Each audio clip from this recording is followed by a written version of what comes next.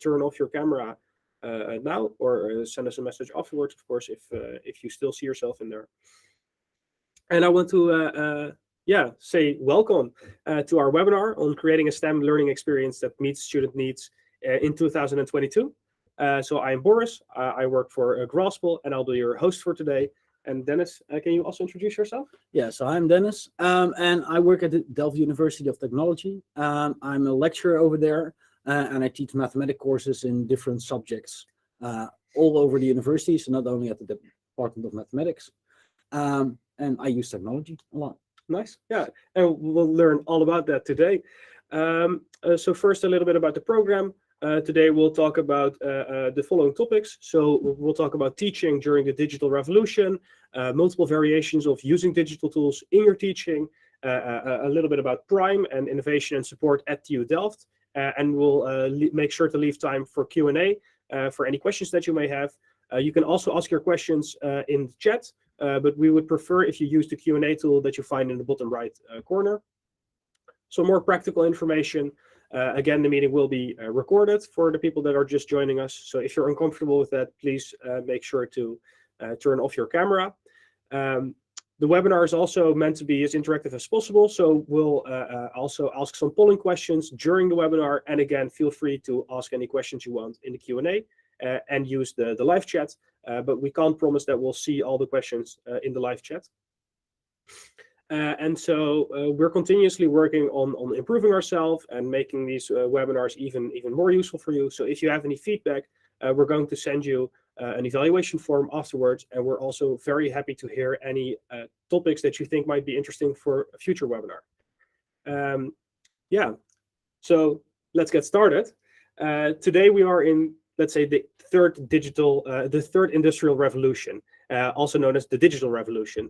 And so now we have Generation Z or Gen Z or Zoomers, and they are the first social generation that have grown up with access to the internet, portable digital technology at their fingertips, and have been doing that from a young age. So they're essentially digital natives. And growing up in a digital world like this obviously has some effects on these digital natives and how they consume information and the way they learn. And so we see that they're much more used to using online resources to learn. They're much more used to learning at their own pace, and they really want that instant gratification while they're learning. And at the same time, we see that institutions are coping with bigger groups of students per teacher and less time between the students and the teachers. And we feel that digital tools can really help to cater to the needs of these new types of students, while also making the institutions more efficient at scale. However, these new technologies are being developed constantly, and it seems like new innovations pop up every day. So keeping track can definitely be hard. And that's why we wanted to give this webinar to create some overview and a clear understanding of what technologies are out there, how you can use them in your classroom. And Dennis is here to tell us a little bit more about the digital tools that he uses in his classroom to improve his educational practices. And so, Dennis, at Grasple, you are well known, of course, for being an early adapter and a driver for innovation within the TU Delft, which is the Delft University of Technology, for people that don't know the abbreviation. And so we came up with some ways that you use, some different variations that you use digital tools in our preparation. And yeah, I would love to invite you to tell us a little bit more about how you use digital tools to make your education better. Okay, thank you. So as mentioned, I work at the Delft University of Technology, and I work together with a lot of other lecturers and employees of the Delft University, specifically the math department, where we collaborate in a group called Prime, which stands for Project Innovation Mathematics Innovation Education. And within this Prime group, we have developed a specific way of structuring our learning management system, which we use Brightspace in this case. And in that structure, we focus on prepare, practice, and participate. I can show you an example in a minute. Mm-hmm. That structure is predefined, and we use it on different courses, and it's developed by the entire group of Prime. So not just me or one other lecturer, but also teaching assistants that help with building mm-hmm. stuff. And we build a lot of things, all blocks that everyone can use within our group, but also outside our group.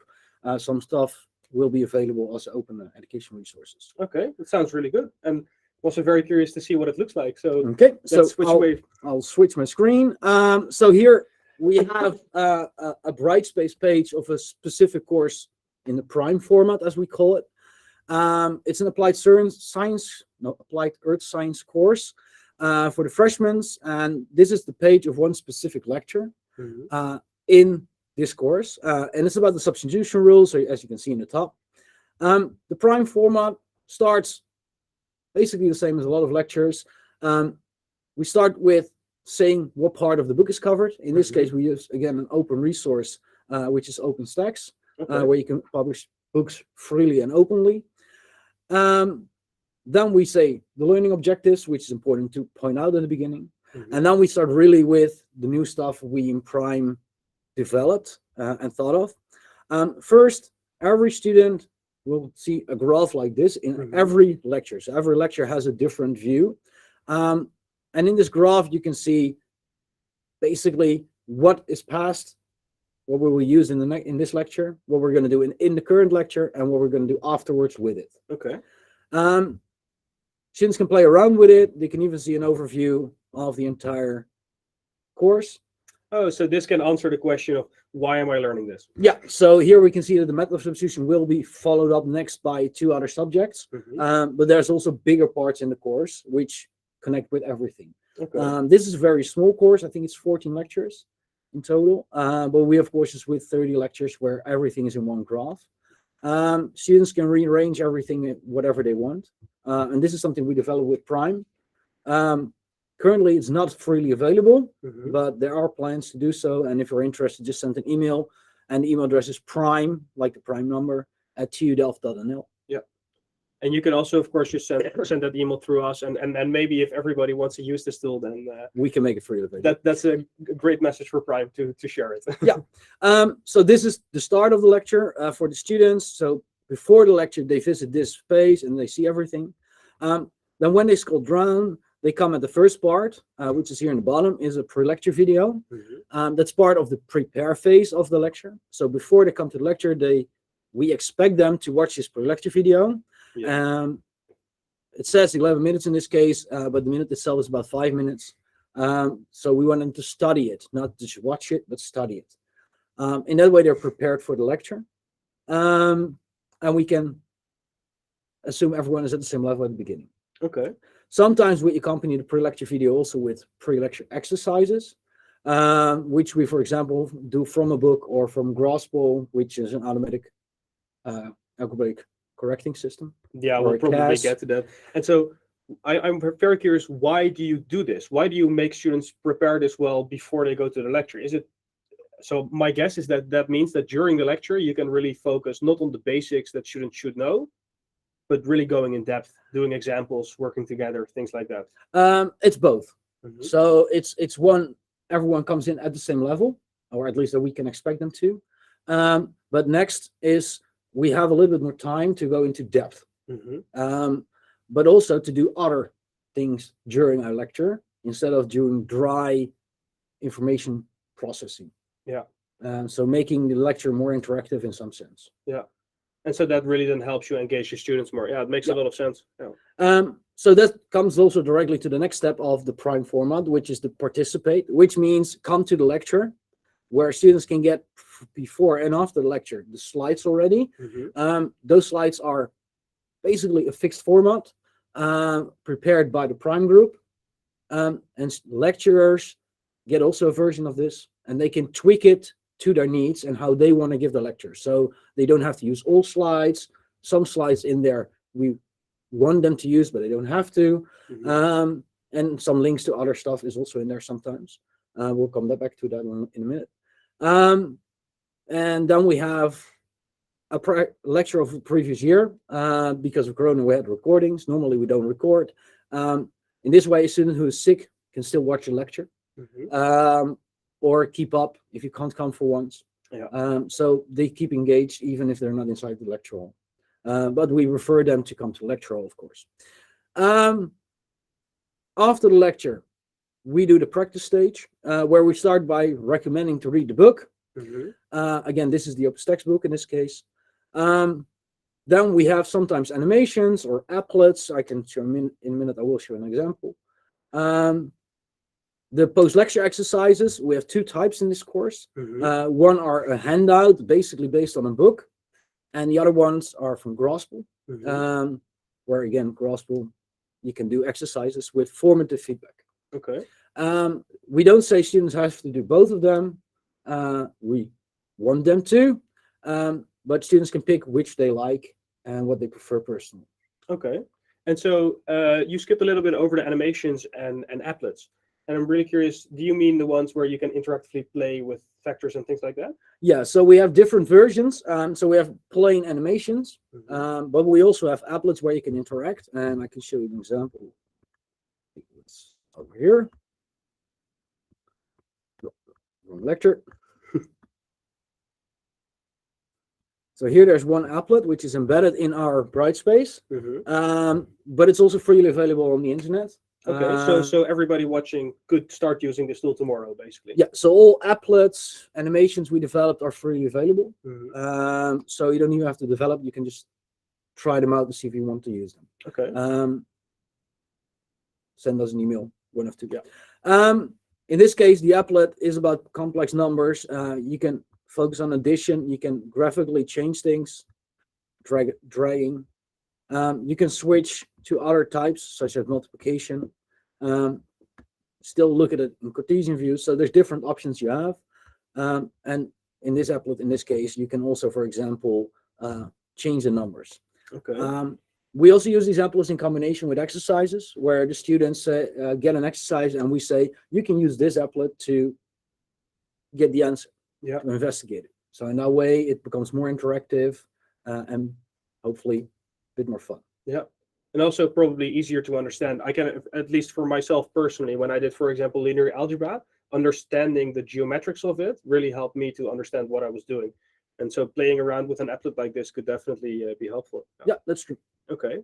And then you also mentioned, of course, practice. So you offer students the ability to practice both in Grasple, so that's a digital tool, and using the exercises from the book. Can you explain why you give students both options? Yeah, so some students prefer to do everything on paper, basically. That's their choice, basically. And some students want to do exercises where they get direct feedback. So instant gratification, if they have it correct. And that's why we use both of them. From my experience, most students like Grasple nowadays. Okay. But we still keep the book exercises, the paper exercises, to cater those who want those. So you essentially give students the option to personalize the course to their liking, so they can choose whichever they want. Yeah, in some sense, they can choose. And also, just for some context, so everybody understands it really well. So Grasple, which I work for, is a computer has a core, has a computer algebra system which can automatically assess whether or not expressions are correct or not. So then that allows you to do practice with direct feedback and things like that. Do you also have an example of practicing and how students practice with it? Maybe both with Grasple and the PDF? Yeah, so I'll first open the PDF, then in a new tab, that's easier. So this is basically what they get. It's very small, but they get a question and the answers are not there yet. Somewhere else in Brightspace, we post the answers, so they have to do some effort and then do not scroll directly to the answers. These are basic questions in a lot of cases. The further in the lecture, they get more complex, of course. This is what some students prefer. And then we have Grasple. And so this is very much like the traditional textbook where you flip through the pages to the end of the book and you find an answer there. And so that's basically the same concept as a regular physical book. Okay. And then we have Grasple, of course. For Grasple, we use an embedding. In this case, for this lecture, there are several subjects they can practice in Grasple. In this case, it's about complex numbers. They can choose to practice any number of times they want. And in this case, I know the answer to this question, so I can show what happens when the student gives a correct answer. So just quickly doing it is 9 + 9. Damn, that's quick. Now the pressure is on. 18. So I think this is correct. Let's see if I'm right. Nice. Yeah. Okay, so this is correct. So students directly see the green screen. Yeah. You did it correctly. If they make a mistake, they get also feedback. I can just type an answer and say check it, and then they even sometimes get hints. We do have to program the hints ourselves, but that's So then, depending on the specific mistake they make, they get. You can do specific mistakes or just general. It's incorrect depending on what your need is. Okay. Looks really good. Okay. And so now we have also a poll question for you, which is: does your institution offer you any tools to practice to have your students practice with formative feedback like this? And so I'll give you 30 seconds to answer this. If you want, also feel free to elaborate in chat, and then, or if you have any questions, feel free to ask them, of course, as well, and we'll get back to those at the end. And this gives us some time to sip some water. Yeah.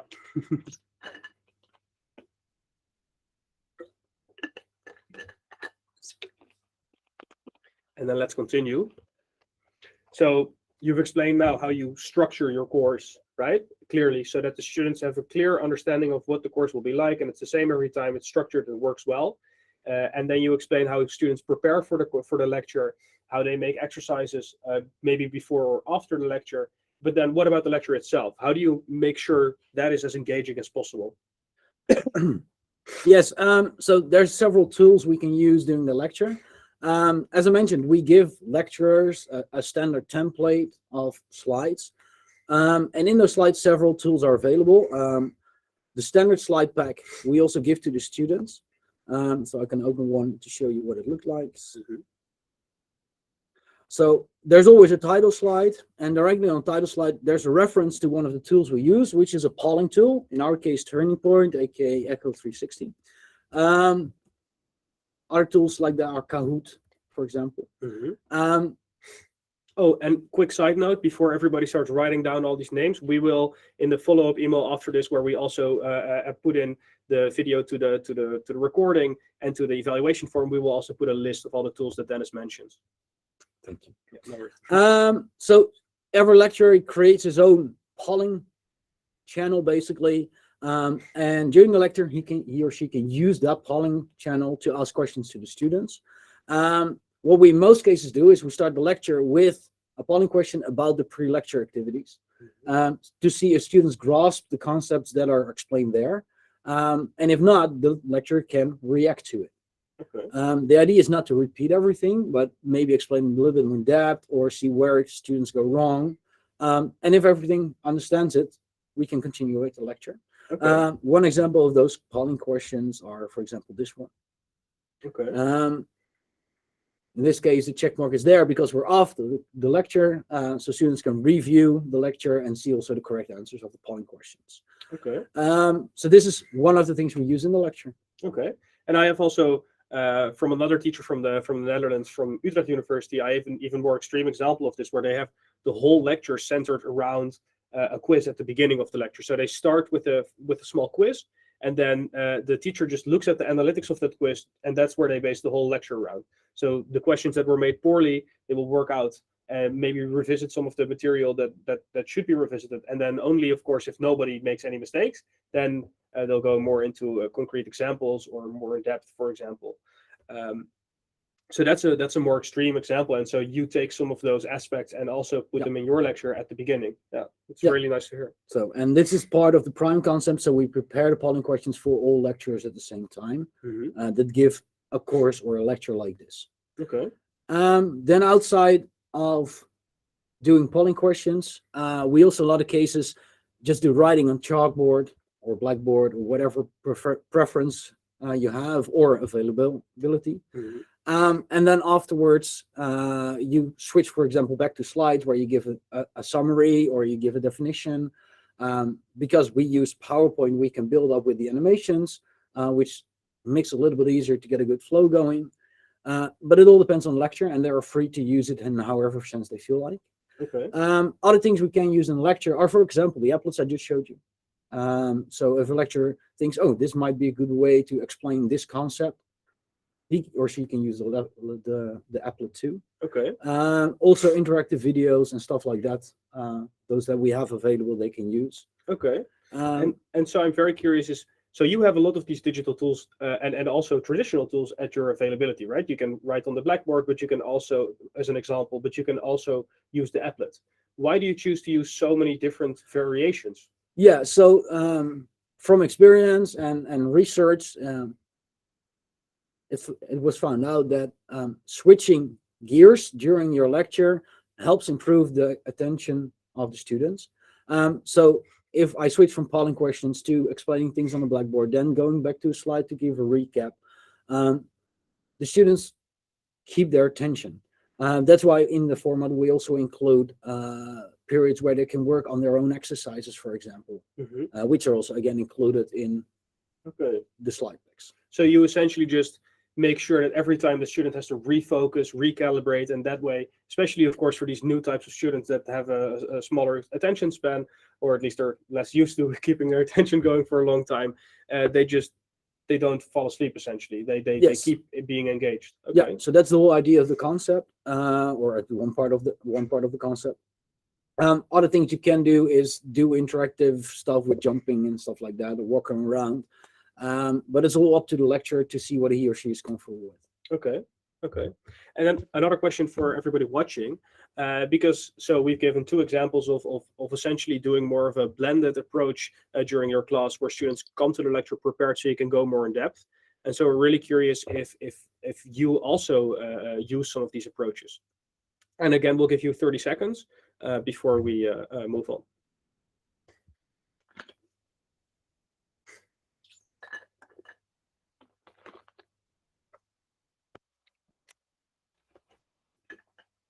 It's quite convenient to have these tipping breaks.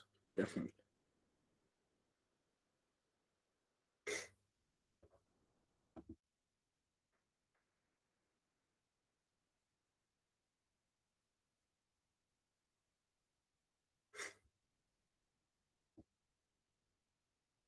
Okay, so let's get going. So you've explained a lot about now, again, about the structure of the course, about the how the students practice formatively, how they prepare the lecture itself. But then there's of course one more aspect, which is students need a grade at some point.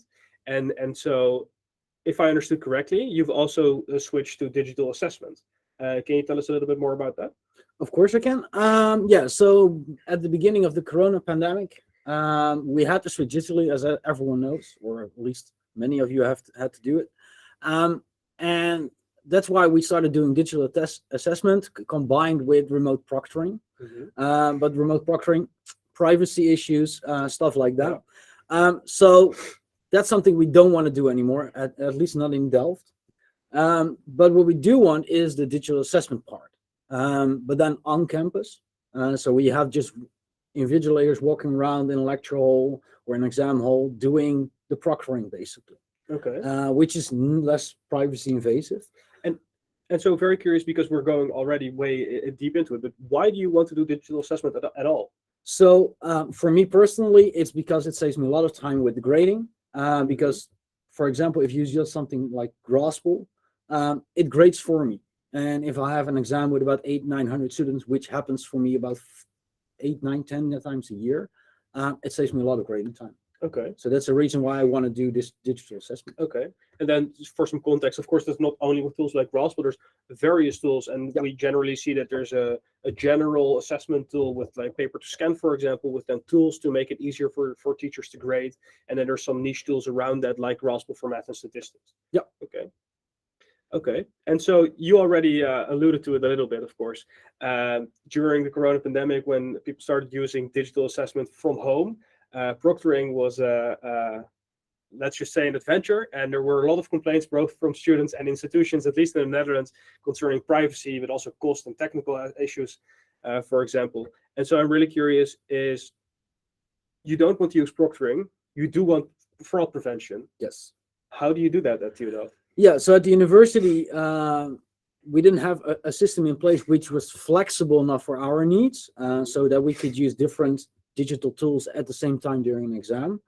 So what we did is we did an investigation and we came up with a special lockdown browser, from the company School Year in this case. Others exist, I know, in which School Year basically locks down the student's browser, not even the browser, locks down the computer of the student or another computer where they're working on, independent of where they are. And we allow, through the browser, only to visit the sites we want them to visit. Okay. They cannot open any other software. They cannot use anything else. So in that way, instead of recording possible fraud, like with proctoring, we switch to preventing it. Okay. Okay. And so then that also works with multiple tools. Yes. So for example, we did a test with Grasple and are still continuing it, luckily. But outside of Grasple, I have, for example, also the tool called Vocarium, which you can do Python exercise or Python notebooks. So if you want to combine Grasple, for example, with Python, you can do that by allowing both of them to be accessed within the lockdown browser. Okay. So to paint myself a picture, essentially students just still do the lecture hall, and so like that, it's traditional, like it's always been.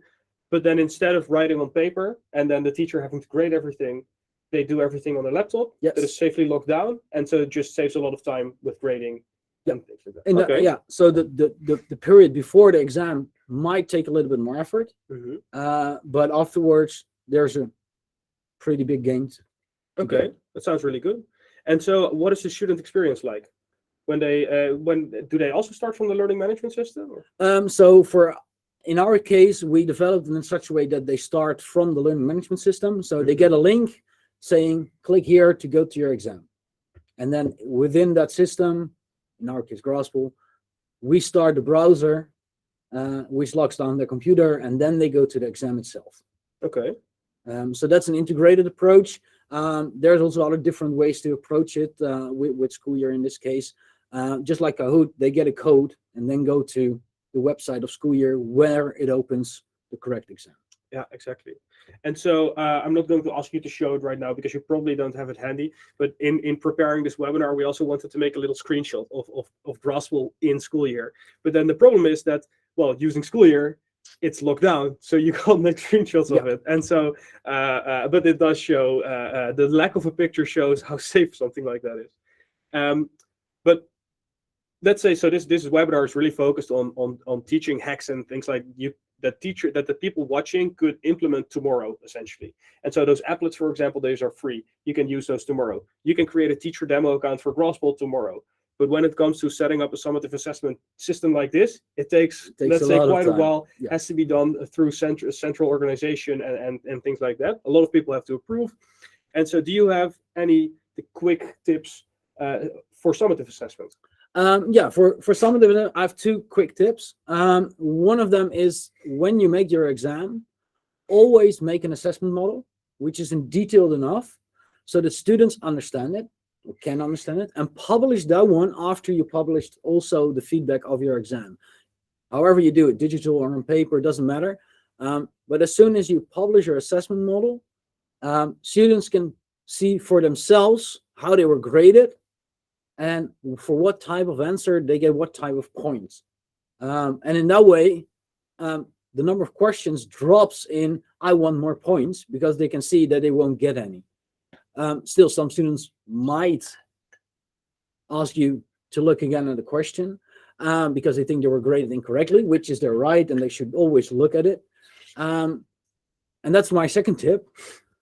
Always use a simple form which students can fill in such that they can say, I want to have these exercises regraded or reevaluated without doing arguments, because grading should be done on just the answer given.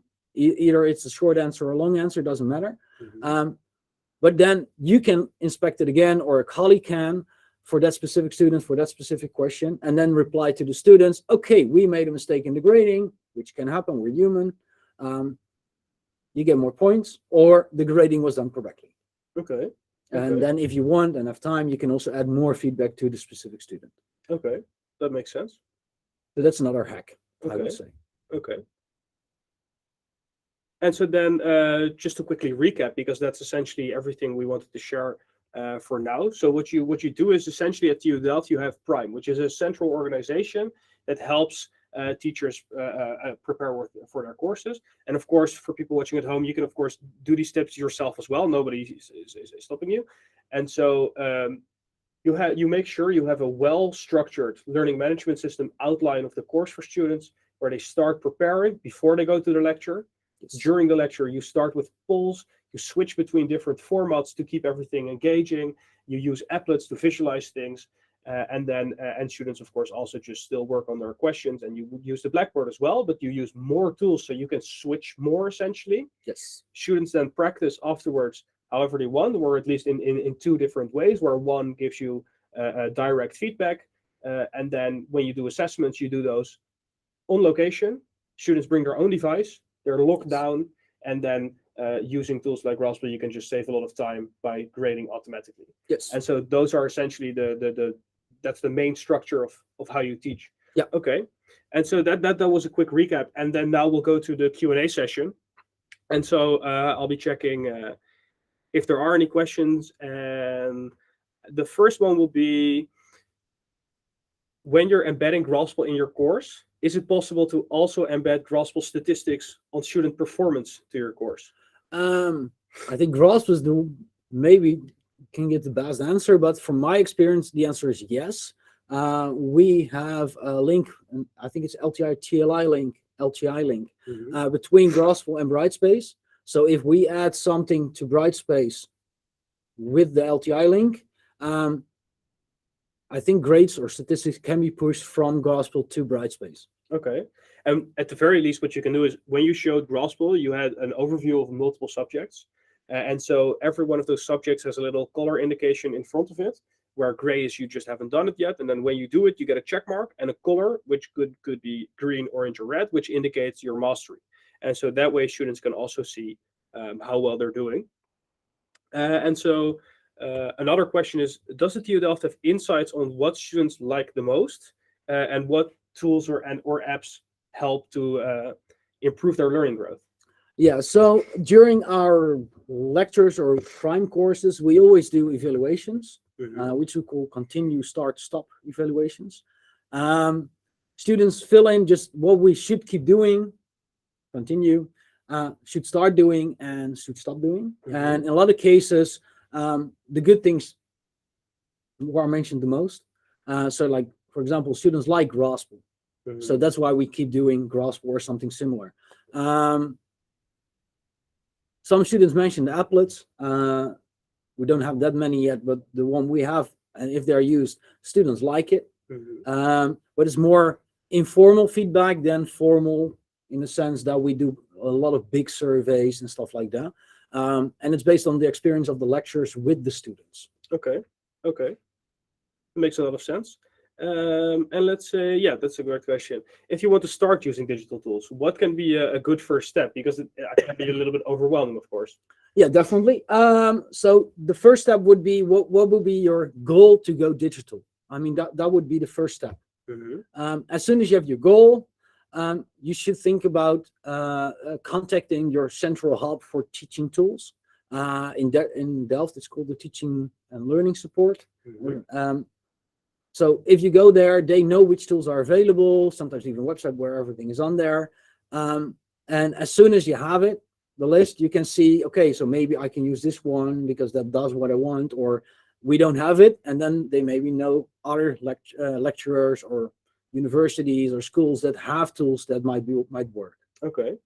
And another tip that I would want to give is, so if you find that there is no tool that you want to use already available at your institution, or you think you want to use a different tool that does the same thing because it's better, for example, of course you can still ask that same department for help. But what I would also recommend is, especially if it's a paid tool, is to ask the representatives of the tool to help you out, because at Grasple we do that, for example, all the time. Yes. Okay. And so another question directed to Grasple this time. Is it possible when students register themselves to Grasple to fill in their student number? Somebody can only find their names, but not their student numbers. I would have to look into that specifically, because it also depends, I believe, on what types of integrations you use. Yeah, but if you want, I can come back to this and answer it by email as well. So that should be no problem. How do students react to this teaching approach? And then maybe let's structure that a little bit in parts, right? So you have on the one hand the structured learning management system, the lectures, the practice, the assessment. Those are separate things. Yeah, so the structure on Grasple space, I think students like because it gives a nice overview. Every lecture has the same structure, so it manages expectations for the students. At least that's what I noticed from them. Mhm. And the last few years, I never have heard them complain about that. It's a bad way of structuring things. So that's, I think, positive feedback in some sense. And then the other part was on the lectures itself. Yeah. Yeah, that depends completely on the lecturer giving the lecture. So we give the tool from Prime, they get the tools, but we don't fix how they are as a teacher. So if they do more on the blackboard because they think as a lecturer that's better, it's their right to do so. Yeah, and I know there are some people watching this that just really like that chalk in hand. I like it too. Yeah. But then again, a good lecturer fits his lecturing to the audience instead of doing what he always does. Yeah. So it really depends. But on average, we get good feedback from the students about our group of lecturers that give the courses. Okay, that's great to hear. And then let's say, are there digital tools to automatically grade step-by-step calculations or to grade proof-based questions? To my opinion, not at the moment. I think they are being developed, and for some specific cases, like really with the logical proofs, with logical symptoms, there are some advances. I don't know the names, but open questions or open-ended questions like this, based on experience for now, I would say stick with the paper. But what you can do is scan them in a specific system like ANS, or the Delft system we use is also called Zesje. Zesje is not open, ANS is from a company. And so for some context, ANS is a general assessment platform where you students write on paper and then you scan it, and then it gives the teachers tools to grade more efficiently. Yeah, so that's, and Zesje does a little bit the same. And the benefit of digitizing the work is you can distribute the feedback also very quickly in this way. And so you also mentioned, of course, maybe combining tools earlier, where let's say, I mean, I can imagine that, for example, you do assessments with Grasple, but sometimes you want to ask students to do like a whole derivation, for example, where indeed you want to grade step by step, for example, the process is important. How do you handle that? Do you do the whole exam on paper then, or? No. So in that case, we did some experiments with it. We asked, for example, all questions in the cost system, so Grasple in our case. And then for some questions, we say, give your answer or your proof or your elaboration on the provided paper and submit it when you leave the exam room. Yeah. So we have part short answer questions and part open-ended questions. Yeah, so you just combine paper with digital, similarly to how also in your lecture, it makes sense because in your lecture as well, you don't fully do everything digital. You still use also the blackboard. You just use digital tools where they're helpful and use traditional tools where they're helpful. Yes, exactly. Okay. And so based on your experience for subjects like math and statistics, between multiple choice questions and fill in the blank questions, which one works better? Ooh, so I have a personal dislike for multiple choice questions because constructing them is very hard. Good questions, especially for integrating and stuff like that.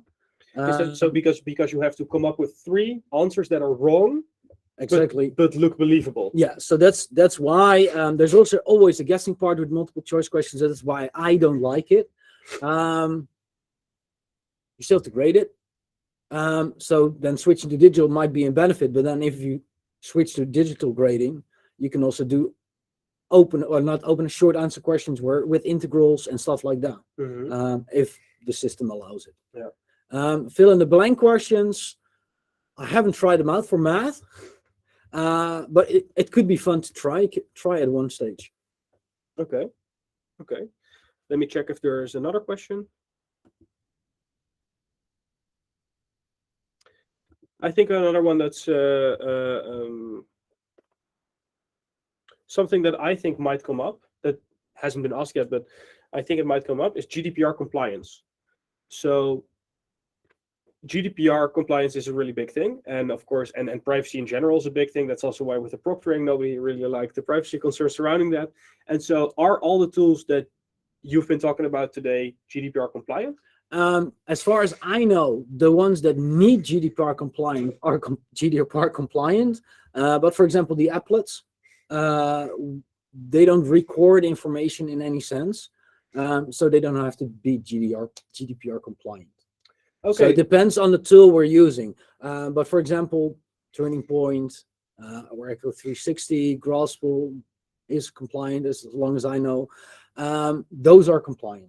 Okay, but so there's really a big tip in there as well. So, because of course checking GDPR compliance is a big process sometimes, and so some tools just don't. Well, for some tools it's not relevant because they don't use student data, and so that's something that can definitely be helpful. Yes. If you want to quickly implement something, you can choose things like the applets, which don't require a check. Yeah, definitely. Okay. And are there any other digital tools that you use in class that you haven't mentioned yet? Yeah, sometimes not sometimes. We have developed one applet or web app for augmented reality. But it's still a bit buggy, so I can't show it.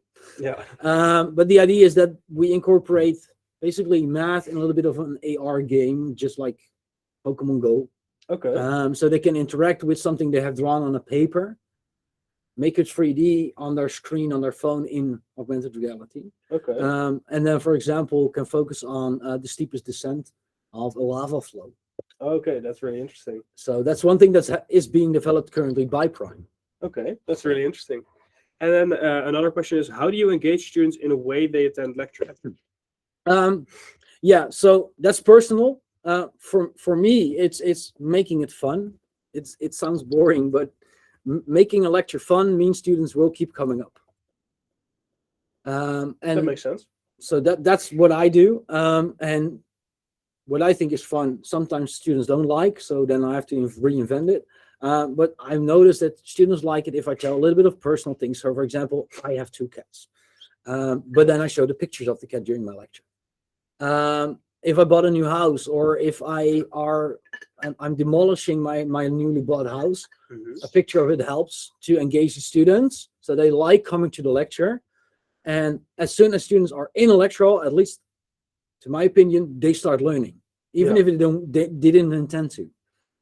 It's pretty hard to be there and just sit around and do filter nothing. Everything and make sure block all the sounds, and yeah. So for me, that's the normal way to do it. Okay. And you also you mentioned earlier that about keeping students like physically active. You mentioned something about 2 sides of the room, and so for example, if you have a polling question with just A and B or A, B, C, D, you can use the corners or the sides of a room, and instead of doing the polling system, you can say go to the left and to the right if you picked A or B, and then if a lot of students have the same have the wrong answer, you can just say, okay, now I'm going to explain a little bit more, and then say now switch if you want to change your answer. Yeah. So that's something you can do, but again, that's lecture specific. If you're not comfortable with it, don't do it. Yeah, and of course, if you have a lecture with 500 plus students in there, probably a little bit less practical. It could be fun. But for the, let's say, Monday 9 a.m. lecture with 40 students, this can definitely keep the energy up. I see some other questions coming in. Do we have any more examples of free and open learning resources and exercises? Maybe I can kick this off as well. So Grasple, of course, has large repositories of open exercises for math and statistics specifically.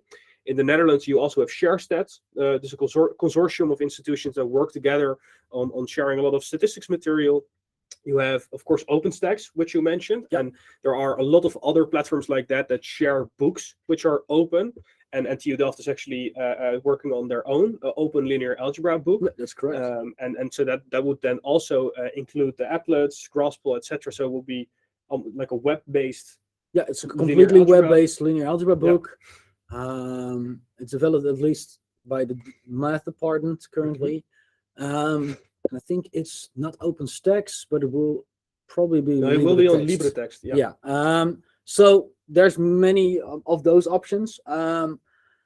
other free and open learning resource exercises, not that many that I know of currently. For math and statistics, it's a little bit less frequent, but for other courses as well, you have like edu sources, for example. And there are also a lot of repositories made by institutions themselves, right? So a lot of institutions have their own repositories created. Yeah, so that could also be interesting. Another question. It's great to see that Grasple embeds into Brightspace. Does Grasple embed into other learning management systems? Do you want to answer that, or shall I answer that? I think the answer is yes. It definitely is yes. And so the reason it does is that Grasple integrates using an LTI integration, which is let's say a standard integration that all learning management systems accept. So we have integrations with also learning management systems like Canvas, Blackboard, Moodle, and there are various other ones that we can also integrate into. Okay. Oh, this is a really good one. For during class, do you believe in the no laptop policy? No. You don't? Okay. No, I don't. I believe in doing on the laptop things that benefits the lecture.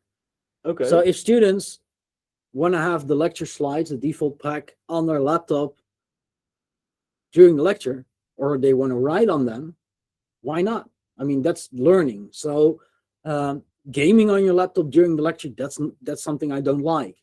But that's student specific. But how do you stop that? When you teach a large group, you're not watching their laptop screens. No, that's true. So, but if a student, I let students, a lot of cases, work on their own a little bit. And in that case, a lot of them switch to Grasple. Mm-hmm. Or they look at the slides or look at the book. But then I'm walking around to help students so I can see their screens in that case. And in that case, if I see someone gaming, I can point it out and say, might not be the smartest thing to do now. Yeah. But I don't want to be the police. Yeah. So it's not about policing. It's just keeping them engaged, keeping active with the course I'm doing. Yeah. And so I think that's also a really crucial point as well, as if you just if you make sure students are pre-prepared, they're already more engaged because they're invested in the topic. Yeah. And then, of course, also if you just keep your lecture as a whole energized and interactive and engaging, students are less likely to switch to the other feel stuff. bored and start gaming, for example. Yeah, definitely. And then at the end of the day, it's also to some extent their own responsibility at some point. It's definitely on a university. Yeah. I know at TU Delft that's definitely the case. Yeah. Okay. And so I don't see any other questions at this point, I think. Yeah, so then I'll wait for 30 more seconds for any final questions before we start wrapping up. And again, I want to remind you that we'll send an email afterwards with the recording, with a link to a little form for evaluation, which we would really appreciate if you fill out so we can continue to learn from this and make sure the next webinar will be even better. Also, feel free to submit any topics for the next webinar that you think might be interesting. And of course, again, we'll put in a list of all the tools that were mentioned so that if you want to look into any of them you think are interesting, you can do so. And I don't see any other questions coming in, I believe. So then I want to thank you all very much for coming. And and that's just a thank you. And thank you as well for attending. And yeah, we hope you have a really great day, and feel free to reach out by email if you have any questions about anything, or if you just want to meet up. Thank you very much, and have a great day. Thank you. Hey, bedankt. Thanks.